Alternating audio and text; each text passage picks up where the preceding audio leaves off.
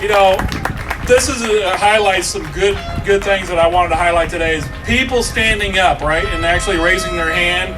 A lot of people are new to this whole process of activism, right? This is the first time you've ever protested. This is the first time you've ever expressed your First Amendment rights because you understand something's wrong, right? So you're here today to express that along with these wonderful people that are showing up. Hey! Welcome to the party!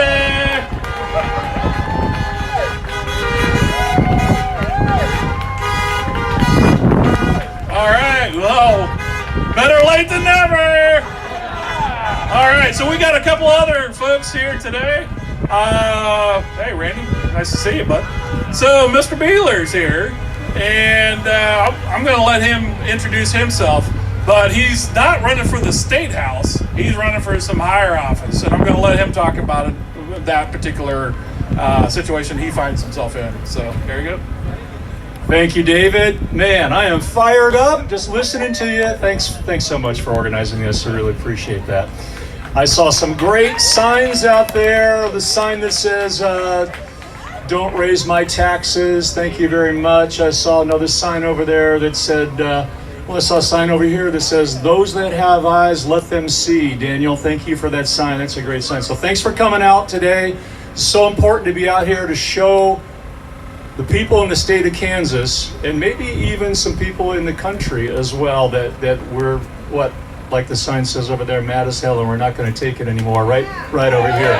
So thank you so much. I really appreciate that. My name is Mike Beeler. I'm running for United States Congress in the 3rd Congressional District. So our current Congresswoman, I like to call her AOC KC, is very, very liberal in her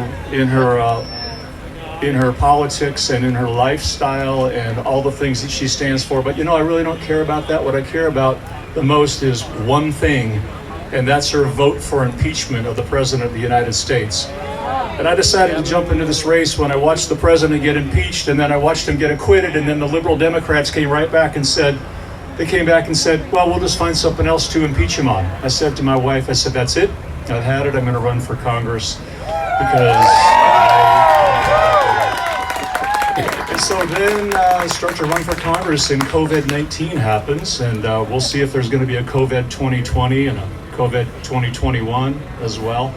And what is going on in our country? What is going on in our state? 33 million Americans out of work. Have you stopped to think about as 1/10 of the population of the country is out of work? 33 million people out of work.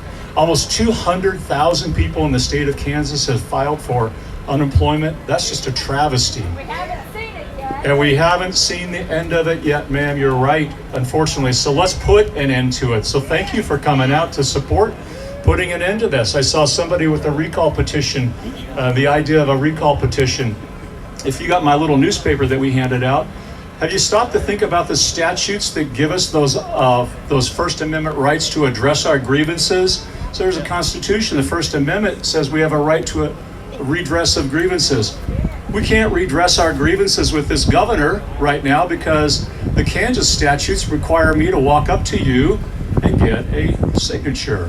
Well, if I can't get within 6 feet of you and I'm wearing a mask, do you really want me to walk up and get your signature to recall the governor? So I am really happy to see some of these people, really happy to see some people out here thinking about that. But that's not why I'm running for office. I'm running because I am very frustrated about the future of this country. I believe this election is going to come down to socialism versus free market capitalism. I am a free market capitalist, and you know what?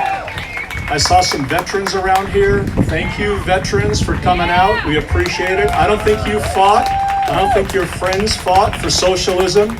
I think you made an oath to this Constitution. And I think you're out here today, and I'd like to see hundreds and hundreds more of you out here with us as well. But thank you. Thanks to the veterans. I've got a son that's currently deployed. He says, Dad, you can't tell him where I'm at. You can't tell him my rank. But he said, you can tell him I did serve in Iraq and Afghanistan. So I care passionately about our military and our veterans and our Second Amendment as well.